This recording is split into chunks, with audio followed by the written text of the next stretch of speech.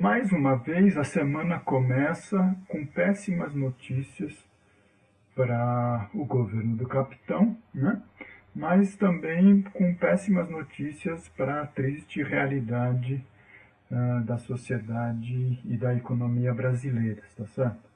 Quer dizer, o fato concreto é que as informações oficiais e as prévias das apurações do IBGE a respeito do crescimento do PIB vão de mal a pior. Né? Quer dizer, aquilo que a gente já vinha alertando há muito tempo a respeito do aprofundamento da crise, do aprofundamento da estagnação da nossa economia, a cada dia que passa só recebe mais confirmações. Ou seja, isso desmente completamente aquela falsidade otimística, né, que os agentes e os representantes do financismo tentaram plantar na sociedade de meados do semestre passado. Né? Vocês se lembram que à medida que a candidatura de Bolsonaro ela começa a se firmar, né, os representantes do capital financeiro eles abandonam os seus antigos escudeiros, né, quer dizer, os seus fiéis representantes, como o Alckmin, do PSDB, ou mesmo Meirelles, do PMDB, e se agarram com todas as forças na candidatura do capitão, sob o argumento de que o comando da economia finalmente estaria seguro com Paulo Guedes à frente de tudo. Bolsonaro percebeu disso, né? Quer dizer, ele sabia que para ganhar como um candidato à margem da direita tradicional, ele precisava transmitir alguma segurança, tá certo, para os agentes do mercado financeiro. Na hora que ele coloca Paulo Guedes e confere a ele o status de super-ministro, ele virou o posto Ipiranga, não falo sobre economia, qualquer dúvida vocês falem com Paulo Guedes. Foi a tentativa de se trampolinar, tá certo, para o segundo turno, e foi exatamente isso que aconteceu.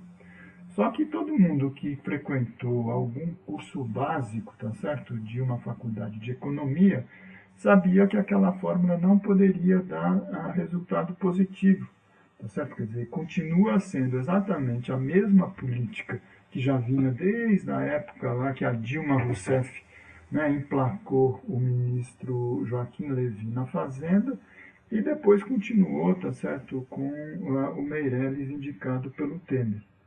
Cortar, cortar e cortar. A gente não ouve uma outra palavra que não seja austeridade fiscal rigorosa e corte de despesas. E nessa toada, quer dizer, o que acontece é que a recessão ela permanece. Quer dizer, a gente pode ter tido algum crescimento pequenininho do PIB, né, o chamado PIBinho, né, em 2017 e 2018, mas que do ponto de vista objetivo, se a gente computa o crescimento populacional, por exemplo, nesses anos, esse 1%, né, que se identifica de crescimento, ele praticamente fica zerado na hora que a gente pensa em termos de PIB per capita, porque isso que interessa, né? Quer dizer, como é que esse crescimento está sendo repartido pelo conjunto da população. Tanto que agora, quer dizer, vocês vão perceber, já começam, inclusive, consultorias muito afinadas, tá certo, com os interesses e com a narrativa do sistema financeiro, jogando a toalha, dizendo que realmente não está dando certo, quer dizer, essa política de perseguir equilíbrio fiscal a todo custo, quer dizer, tendo como resultado cortes draconianos nos gastos públicos, não vai resolver o problema. O próprio capital financeiro está percebendo isso. Quer dizer, o capital industrial, o capital comercial, o capital de serviço já vinha sentindo isso na pele há muito tempo. Tá certo? Mas como o sistema financeiro é o que dá, tá certo, a liga na narrativa dos grandes meios de comunicação, nos lobbies palacianos, nos lobbies no Congresso, eles acabam sendo sufocados, esses outros setores, pelos interesses do sistema financeiro. E agora, o próprio financismo diz que a fórmula secreta não está dando resultado. Por quê? Porque enquanto o Estado não sair na frente gastando, quer dizer, realizando despesas de investimento, assegurando renda do ponto de vista da seguridade social e dos serviços que o Estado deve oferecer para a população, não vai acontecer nada. Quer dizer, o desemprego vai continuar na faixa desses 13 milhões, a gente vai somar a eles os 27 milhões de pessoas subaproveitadas na sua força de trabalho, com desejo de trabalhar e sem condições de trabalhar. Tá certo? Então, o que acontece? Algumas consultorias financeiras estão sofisticando, né, certo, a derrota para tentar segurar, né, a sua credibilidade, e estão lançando o conceito de que não estamos em recessão, estamos em estagnação. Que ótimo. Estamos em regressão. Ótimo. Isso significa que há 4 anos, tá certo, o Brasil está parado, tendo andado muito para trás, em 15 e 16 principalmente, e agora, em 2019, vai provavelmente acontecer a mesma coisa.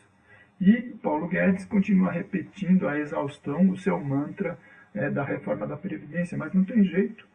Primeiro, existe uma oposição enorme da sociedade, tá certo, ao seu projeto de destruição da Previdência Social. A base aliada já está com dificuldades de encaminhar, né, essas propostas no interior da Câmara dos Deputados e vai ter ainda mais dificuldades se eventualmente ela for para o Senado, tá certo?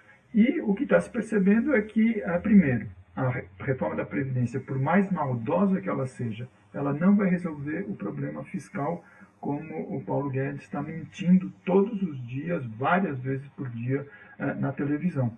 Quer dizer, a solução para resolver o problema da recessão, da estagnação, da regressão que seja, é a recuperação do protagonismo do Estado. E isso não sou apenas eu ou os economistas progressistas que estão falando, tá certo? Quer dizer, no âmbito do próprio sistema financeiro, as pessoas já estão percebendo. Então já estão falando, olha, não, tem que flexibilizar a PEC do fim do mundo, aquela emenda número 95, emenda constitucional, que congelou o gasto público por 20 anos. É uma loucura. Estão dizendo, olha, não, precisa liberar recursos do FGTS, que é uma medida totalmente heterodoxa. Para aumentar o consumo no curto prazo não vai resolver nada. Já estão até falando que o governo tem que baixar os juros, tá certo? Tem que baixar a Selic na próxima reunião do Copom, o Comitê de Política Monetária do Banco Central. Ou seja, estão percebendo que a enganação que eles impuseram à sociedade brasileira não vai dar resultado e estão encontrando algum mecanismo, tá certo, para evitar que a debacle, né, a queda, a sua derrota política seja completa e muito flagrante. Agora, da nossa parte, continua exatamente a mesma leitura.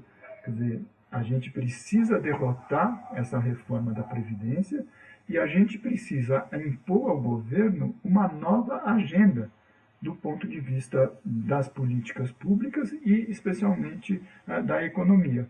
A continuidade dessa política austericida só vai aumentar a gravidade da crise e a gravidade das consequências sociais de uma política recessiva.